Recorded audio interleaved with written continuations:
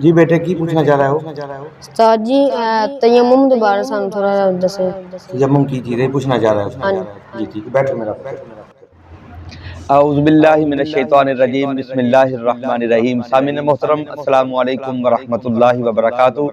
मैं आप अहबाब के सामने अज तयम्मुम के बारे च कुछ मालूमात अर्ज करना चाहना कि आम मुसलमाना दे अंदर आम लोगों नूं उलमा और अहले इल्म की बात नहीं, आम लोगों दे विचों 99% लोगों नूं इस मसले का पता नहीं।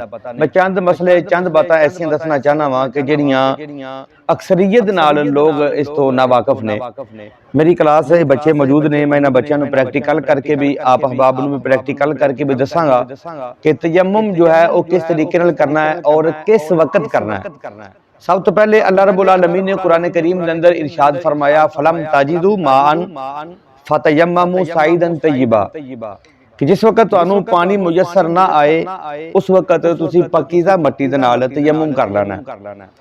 पानी मुयसर ना आउण दी सूरत की है कि 2 मील मुरब्बा दे अंदर यानी कि 2 मील इस जानिब 2 मील इस जानिब 2 मील सामने 2 मील पीछे 4 चफेरे मुरब्बे की शक्ल के अंदर 2-2 मील चारों अतराफ अगर पानी मुयसर ना आए उस वक्त असा फिर पकीज़ा मट्टी दे नाल तयम्मुम करना है। जमीन है पा के उथे कर लो, ए मुसल्ला है, फर्श है, गर्दा सेन है, कलीन है, सरहाना है, बिस्तर है, दीवार है, जिस जगह ते गर्द मौजूद है शरत यह है कि वो जगह पाक होवे नापाक ना होवे, उस जगह ते असीं तयम्मुम कर सकने आ।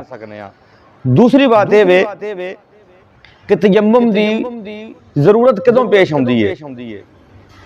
आम हालात के अंदर सारे ज़हन के अंदर यह बात है कि तयम्मुम की जरूरत कितने होने ते हर जगह अलहमदुलिल्लाह पानी मौजूद है, बेशक पानी मौजूद है, लेकिन अज भी तयम्मुम की सानू जरूरत पेश आ जाती है। मिसाल के तौर पर नमाज जनाजा पढ़ने वास्ते गए हैं, इमाम साहब ने अल्लाह अकबर कह के तकबीर लगा दी है। हुण पिछों कुछ अहबाब चंद दौड़ के रले ने, उन्होंने वुजू भी करना है। अगर वुजू करनगे तो जनाजा जाएगा, अगर जनाजा पढ़नगे तो वुजू नहीं कर सकते, वो की करन फिर?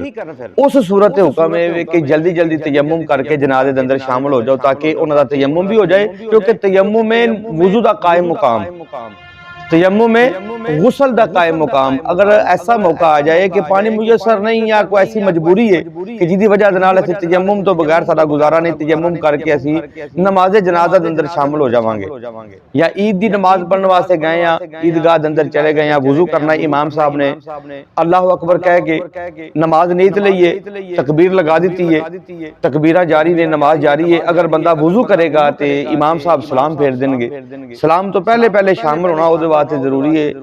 तो उस वक्त की हुक्म में अगर वुजू करेगा जमात जाएगी, जमात ना रले तो वुजू नहीं किया जा सकता। तो उस वक्त भी हुक्म है वे कि जल्दी जल्दी तयम्मुम करे, तयम्मुम करके नमाज जाके तयम्मुम करके नमाज ईद के अंदर और तयम्मुम करके नमाज जनाजा के अंदर दोनों सूरतों के अंदर शामिल हो सकता है। तो उस वक्त जल्दी दे नाल तयम्मुम किस तरीके नाल करांगे?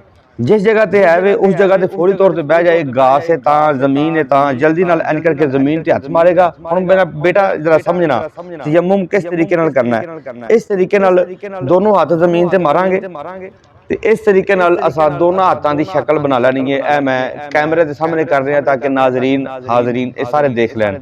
असी अपने हाथों की शक्ल इस तरीके नाल बना लैनी है। इस तरीके नाल तीनों उंगलां इन्हां तिन्नां उंगलां दे नीचे रख के असी इस तरीके नाल फेरदे होया अपने कोहनी के नीचों की फेर के इस तरीके नाल असी इहनूं मूव करांगे, मूव करके इस तरीके नाल असी अपने अंगूठे तो बाहर कढ लवांगे। दूसरे हाथ नूं इस तरीके नाल रख के इस तरीके नाल नीचे दे खड़ के इंज इस हाथ नूं मूव करके असी जनाब इस अंगूठे तो अपना हाथ बाहर कढ देवांगे।